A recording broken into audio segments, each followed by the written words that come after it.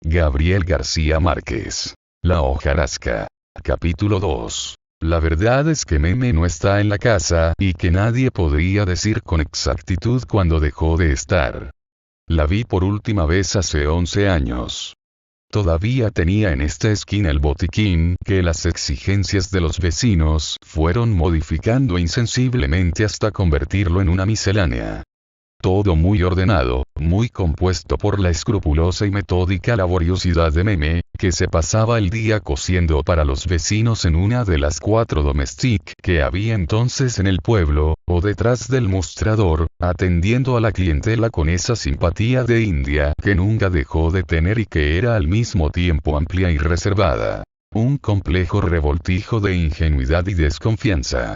Yo había dejado de ver a Meme desde cuando salió de nuestra casa, pero la verdad es que ya no podría decir con exactitud cuándo vino a vivir a la esquina con el doctor, ni cómo pudo ser indigna hasta el extremo de convertirse en la mujer de un hombre que le negó sus servicios, con todo y que ambos compartían la casa de mi padre, ella como hija de crianza y él como huésped permanente.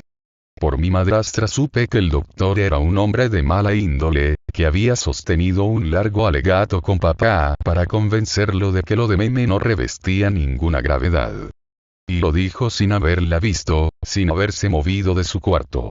De todos modos, aunque lo de la Guajira no hubiera sido nada más que una dolencia pasajera, habría debido asistirla, apenas por la consideración con que se le trató en nuestra casa durante los 8 años que vivió en ella. No sé cómo sucedieron las cosas. Sé que un día Meme no amaneció en la casa y él tampoco.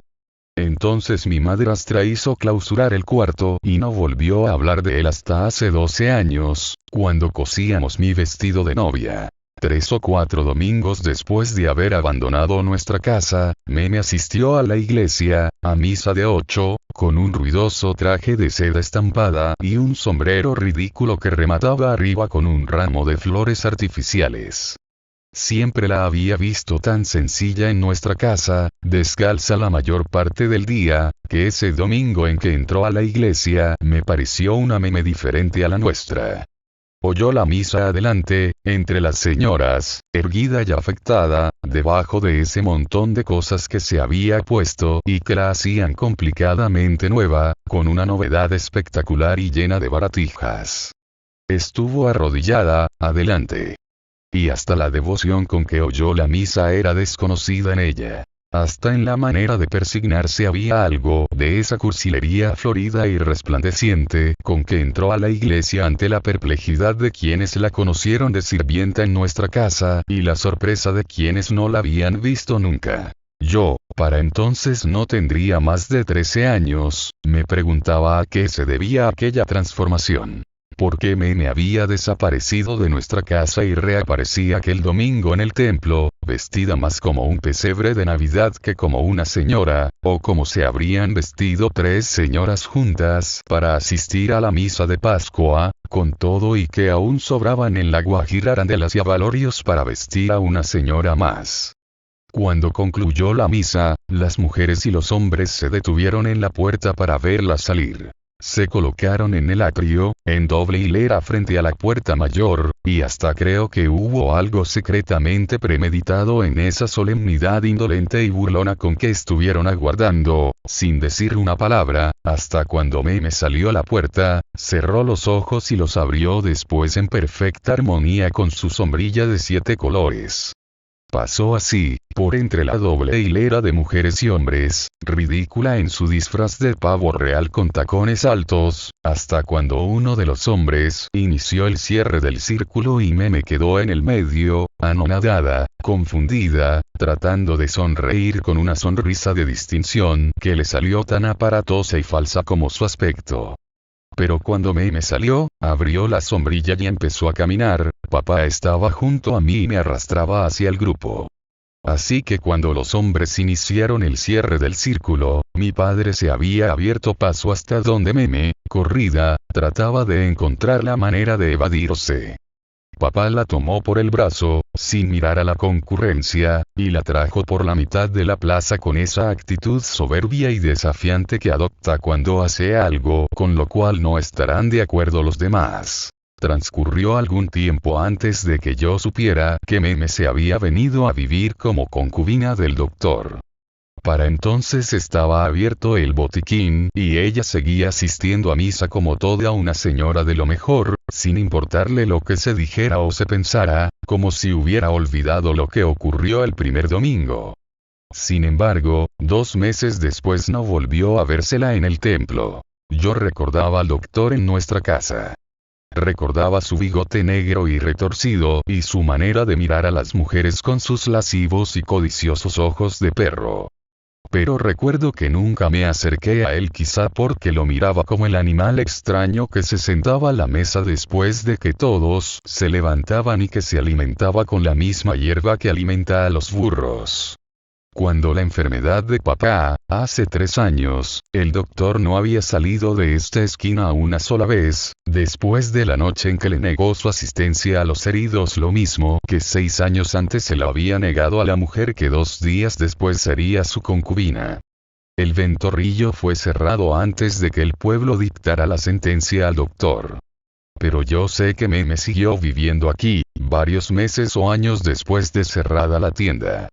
Debió ser mucho más tarde cuando desapareció, al menos cuando se supo que había desaparecido, porque así lo decía el pasquín que apareció en esta puerta. Según ese pasquín, el doctor asesinó a su concubina y la enterró en el huerto por temor de que el pueblo se valiera de ella para envenenarlo. Pero antes de mi matrimonio yo había visto a Meme. Hace 11 años, cuando regresaba del Rosario, la guajira salió a la puerta de su tienda y me dijo con su airecillo alegre y un poco irónico: «Chabela, te vas a casar y no me habías dicho nada».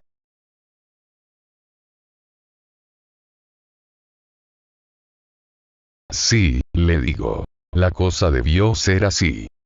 Entonces estiro la soga, en uno de cuyos extremos se ve aún la carne viva de las cuerdas recién cortadas a cuchillo.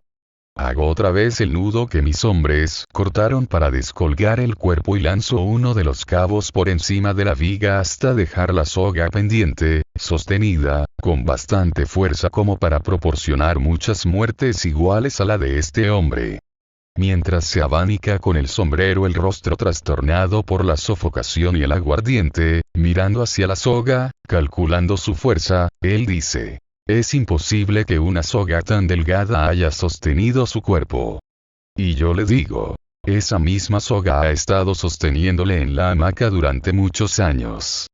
Y él rueda una silla, me entrega el sombrero y se suspende a pulso en la soga con el rostro congestionado por el esfuerzo. Después vuelve a quedar de pie en la silla, mirando el cabo pendiente. Dice: «Es imposible. Esa soga no alcanza a darme la vuelta alrededor del cuello». Y entonces comprendo que es deliberadamente ilógico, que está inventando trabas para impedir el entierro. Lo miro de frente, escrutándolo. Le digo: «¿No se ha fijado que él era por lo menos una cabeza más grande que usted?». Y él se vuelve a mirar el ataúd. Dice: «Con todo, no estoy seguro que lo haya hecho con esta soga. Tengo la certeza de que ha sido así. Y él lo sabe, pero tiene el propósito de perder el tiempo por miedo de crearse compromisos. Se le conoce la cobardía en esa manera de moverse sin dirección precisa. Una cobardía doble y contradictoria. Para impedir la ceremonia y para ordenarla. Entonces, cuando llega frente al ataúd, gira sobre los talones, me mira, dice: «Tendría que verlo colgado para convencerme. Yo lo habría hecho. Yo habría autorizado a mis hombres para que abrieran el ataúd y volvieran a colgar al ahorcado, como estuvo hasta hace un momento. Pero sería demasiado para mi hija. Sería demasiado para el niño a quien ella no ha debido traer. Aunque no me repugnara tratar en esa forma a un muerto, ultrajar la carne indefensa, perturbar al hombre por primera vez tranquilo dentro de su gusano. Aunque el hecho de mover un cadáver que reposa serena y merecidamente en su ataúd no fuera contra mis principios, lo haría colgar de nuevo para saber hasta dónde es capaz de llegar este hombre. Pero es imposible. Y se lo digo. Puede estar seguro de que no daré esa orden. Si usted quiere, cuélguelo usted mismo y hágase responsable de lo que suceda. Recuerde que no sabemos cuánto tiempo tiene de estar muerto. Él no se ha movido. Está todavía junto al ataúd, mirándome. Mirando después a Isabel y después al niño y luego otra vez al ataúd. De repente su expresión se vuelve sombría y amenazante. Dice: usted debía saber lo que puede sucederle por esto. Y yo alcanzo a comprender hasta dónde es verdadera su amenaza. Le digo: desde luego que sí. Soy una persona responsable. Y él, ahora con los brazos cruzados, sudando, caminando hacia mí con movimientos estudiados y cómicos que pretenden ser amenazantes, dice: podría preguntarle cómo supo que este hombre se había ahorcado anoche. Espero a que llegue frente a mí. Permanezco inmóvil, mirándolo, hasta cuando me golpea en el rostro su respiración caliente y áspera. Hasta cuando se detiene, todavía con los brazos cruzados, moviendo el sombrero detrás de la axila. Entonces le digo: cuando me haga esa pregunta oficialmente, tengo mucho gusto en responderle. Sigue frente a mí, en la misma posición. Cuando le hablo, no hay en él sorpresa ni desconcierto. Dice: por supuesto, coronel. Oficialmente se lo estoy preguntando. Estoy dispuesto a darle todo el largo a esta cuerda. Estoy seguro de que por muchas vueltas que él pretenda darle, tendrá que ceder frente a una actitud férrea, pero paciente y calmada. Le digo: estos hombres descolgaron el cuerpo porque yo no podía permitir que permaneciera allí, colgado, hasta cuando usted se decidiera a venir. Hace 2 horas le dije que viniera y usted ha demorado todo ese tiempo para caminar 2 cuadras. Todavía no se mueve. Estoy frente a él, apoyado en el bastón, un poco inclinado hacia adelante. Digo: en segundo término, era mi amigo. Antes de que yo termine de hablar, él sonríe irónicamente pero sin cambiar de posición, echándome al rostro su tufo espeso y agrio. Dice: es la cosa más fácil del mundo, ¿no? Y súbitamente deja de sonreír. Dice: de manera que usted sabía que este hombre se iba a ahorcar. Tranquilo, paciente, convencido de que solo persigue enredar las cosas, le digo. Le repito que lo primero que hice cuando supe que se había ahorcado fue ir donde usted, y de eso hace más de 2 horas. Y como si yo le hubiera hecho una pregunta y no una aclaración, él dice: yo estaba almorzando. Y yo le digo: lo sé. Hasta me parece que tuvo tiempo de hacer la siesta. Entonces no sabe qué decir. Se echa hacia atrás. Mira a Isabel sentada junto al niño. Mira a los hombres y finalmente a mí. Pero ahora su expresión ha cambiado. Parece decidirse por algo que ocupa su pensamiento desde hace un instante. Me da la espalda, se dirige hacia donde está el agente y le dice algo. El agente hace un gesto y sale de la habitación. Luego regresa a mí y me toma el brazo. Dice: me gustaría hablar con usted en el otro cuarto, coronel. Ahora su voz ha cambiado por completo. Ahora es tensa y turbada. Y mientras camino hacia la pieza vecina, sintiendo la presión insegura de su mano en mi brazo, me sorprende la idea de que sé lo que me va a decir. Este cuarto, al contrario del otro, es amplio y fresco. Lo desborda la claridad del patio. Aquí veo sus ojos turbados, su sonrisa que no corresponde a la expresión de su mirada. Oigo su voz que dice: coronel, esto podríamos arreglarlo de otro modo. Y yo, sin darle tiempo a terminar, le digo: ¿cuánto? Y entonces se convierte en un hombre perfectamente distinto.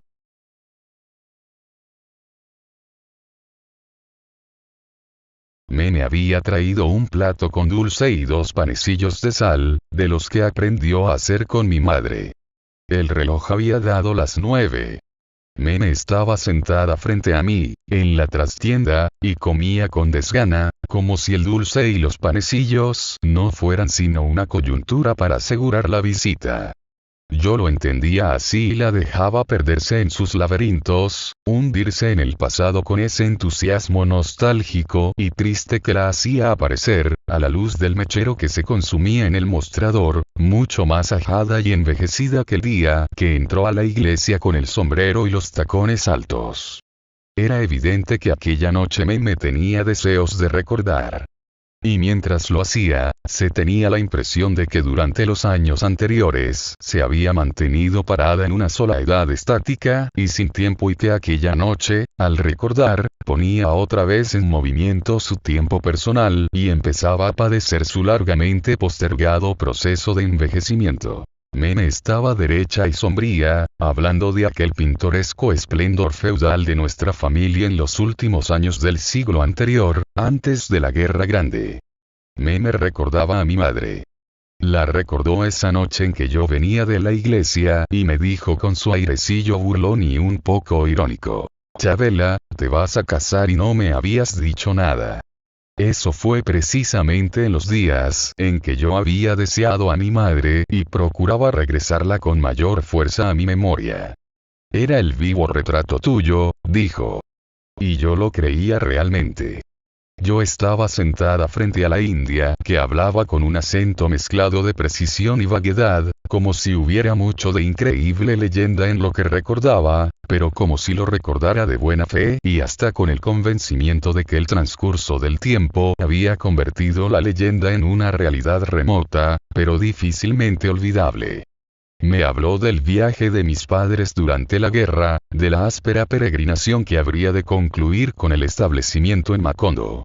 Mis padres huían de los azares de la guerra y buscaban un recodo próspero y tranquilo donde sentar sus reales, y oyeron hablar del Becerro de Oro y vinieron a buscarlo en lo que entonces era un pueblo en formación, fundado por varias familias refugiadas, cuyos miembros se esmeraban tanto en la conservación de sus tradiciones y en las prácticas religiosas como en el engorde de sus cerdos.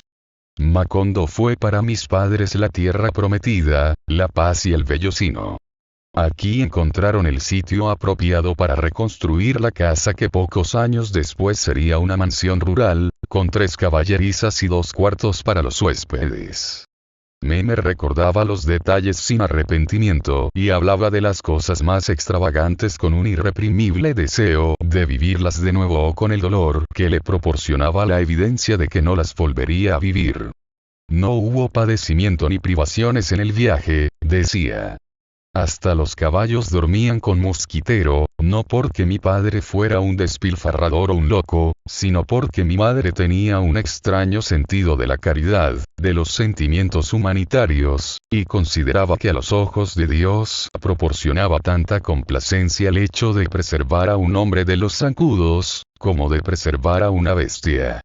A todas partes llevaron su extravagante y engorroso cargamento. Los baúles llenos con la ropa de los muertos anteriores al nacimiento de ellos mismos, de los antepasados que no podrían encontrarse a 20 brazas bajo la tierra. Cajas llenas con los útiles de cocina que se dejaron de usar desde mucho tiempo atrás y que habían pertenecido a los más remotos parientes de mis padres, eran primos hermanos entre sí, y hasta un baúl lleno de santos con los que reconstruían el altar doméstico en cada lugar que visitaban.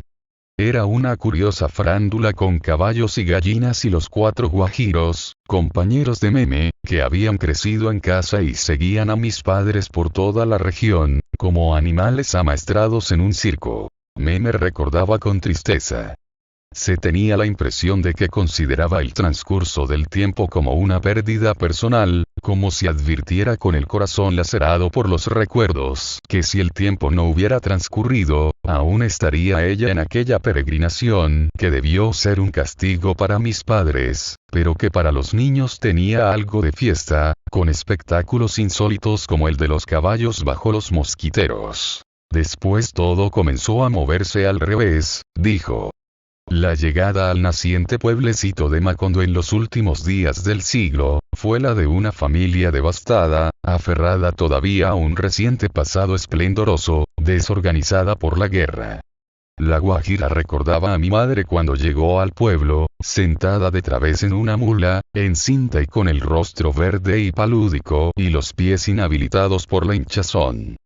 Tal vez en el espíritu de mi padre maduraba la simiente del resentimiento, pero venía dispuesto a echar raíces contra viento y marea, mientras aguardaba que mi madre tuviera ese hijo que le creció en el vientre durante la travesía y que le iba dando muerte progresivamente a medida que se acercaba la hora del parto. La luz de la lámpara le daba de perfil. Meme, con su recia expresión indiada, su cabello liso y grueso como crin de caballo o cola de caballo, parecía un ídolo sentado, verde y espectral en el caliente cuartito de la trastienda, hablando como lo habría hecho un ídolo que se hubiera puesto a recordar su antigua existencia terrena. Nunca la había tratado de cerca, pero esa noche, después de aquella repentina y espontánea manifestación de intimidad, sentía que estaba atada a ella por vínculos más seguros que los de la sangre. De pronto, en una pausa de meme, le oí toser en el cuarto, en este mismo aposento en que ahora me encuentro con el niño y mi padre. Tosió con una tos seca y corta, carraspeó luego y se oyó después el ruido inconfundible que hace el hombre cuando se da vuelta en la cama. Meme cayó instantáneamente y una nube sombría y silenciosa oscureció su rostro. Yo lo había olvidado. Durante el tiempo que permanecí allí, eran como las 10, había sentido como si la guajira y yo estuviéramos solas en la casa. Luego cambió la tensión del ambiente. Sentí el cansancio del brazo en que tenía, sin probarlo, el plato con el dulce y los panecillos.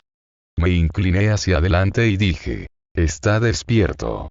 Ella, inmutable ahora, fría y completamente indiferente, dijo, «Estará despierto hasta la madrugada». Y repentinamente me expliqué el desencanto que se advertía en Meme cuando recordaba el pasado de nuestra casa. Nuestras vidas habían cambiado, los tiempos eran buenos y Macondo un pueblo ruidoso en el que el dinero alcanzaba hasta para despilfarrarlo los sábados en la noche, pero Meme vivía aferrada a un pasado mejor. Mientras afuera se trasquilaba el becerro de oro, adentro, en la trastienda, su vida era estéril, anónima, todo el día junto al mostrador y la noche con un hombre que no dormía hasta la madrugada, que se pasaba el tiempo dando vueltas en la casa, paseándose, mirándola codiciosamente con esos ojos lascivos de perro que no he podido olvidar. Me conmovía imaginar a Meme con este hombre que una noche le negó sus servicios y que seguía siendo un animal endurecido, sin amargura ni compasión, todo el día en un impenitente discurrir por la casa, como para sacar de juicio a la persona más equilibrada. Recobrado el tono de la voz, sabiendo que él estaba aquí, despierto, abriendo quizás sus codiciosos ojos de perro cada vez que nuestras palabras resonaban en la trastienda, procuré dar un viraje a la conversación. ¿Y qué tal te va con el negocito?, dije. Meme sonrió. Su risa era triste y taciturna, como si no fuera el resultado de un sentimiento actual, sino como si la tuviera guardada en la gaveta y no la sacara sino en los momentos indispensables, pero usándola sin ninguna propiedad, como si el uso poco frecuente de la sonrisa le hubiera hecho olvidar la manera normal de utilizarla. «Ay», dijo, moviendo la cabeza de una manera ambigua, y volvió a quedar silenciosa, abstracta. Entonces comprendí que era hora de marcharme. Entregué el plato a Meme, sin dar ninguna explicación por el hecho de que su contenido estuviera intacto, y la vi levantarse y ponerlo en el mostrador. Me miró desde allá y repitió, «Eres el vivo retrato de ella». Sin duda yo estaba sentada a contraluz, nublada por la claridad contraria, y Meme no me veía la cara mientras hablaba. Luego, cuando se levantó a poner el plato en el mostrador, por detrás de la lámpara, me vio de frente y fue por eso por lo que dijo, «Eres el vivo retrato de ella». Y vino a sentarse. Entonces empezó a recordar los días en que mi madre llegó a Macondo. Había ido directamente de la mula al mecedor y había permanecido sentada durante 3 meses, sin moverse, recibiendo los alimentos con desgano. A veces recibía el almuerzo y se estaba hasta la media tarde con el plato en la mano, rígida, sin mecerse, con los pies descansados en una silla, sintiendo crecer la muerte dentro de ellos, hasta cuando alguien llegaba y le quitaba el plato de las manos. Cuando vino el día, los dolores del parto la recuperaron de su abandono y ella misma se puso en pie, pero fue necesario ayudarla a caminar los 20 pasos que separan el corredor del dormitorio, martirizada por la ocupación de una muerte que se había compenetrado con ella en 9 meses de silencioso padecimiento. Su travesía desde el mecedor hasta el lecho tuvo todo el dolor, la amargura y las penalidades que no tuvo el viaje realizado hacía pocos meses, pero llegó hasta donde sabía que debía llegar antes de cumplir el último acto de su vida. Mi padre pareció desesperado con la muerte de mi madre, dijo Memi. Pero, según él mismo dijo después, cuando quedó solo en la casa, nadie puede confiar en la honestidad de un hogar en el cual el hombre no tiene a la mano una mujer legítima. Como había leído en un libro que cuando muere una persona amada debe sembrarse un jazminero para recordarla todas las noches, sembró la enredadera contra el muro del patio y un año después se casó en segundas nupcias con Adelaida, mi madrastra. A veces creía que Meme iba a llorar mientras hablaba. Pero se mantuvo firme, satisfecha de estar espiando la falta de haber sido feliz y haber dejado de serlo por su libre voluntad. Después sonrió. Después se estiró en el asiento y se humanizó por completo. Fue como si hubiera sacado mentalmente las cuentas de su dolor. Cuando se inclinó hacia adelante, vio que aún le quedaba un saldo favorable en los buenos recuerdos, y sonrió entonces con su antigua simpatía amplia y burlona.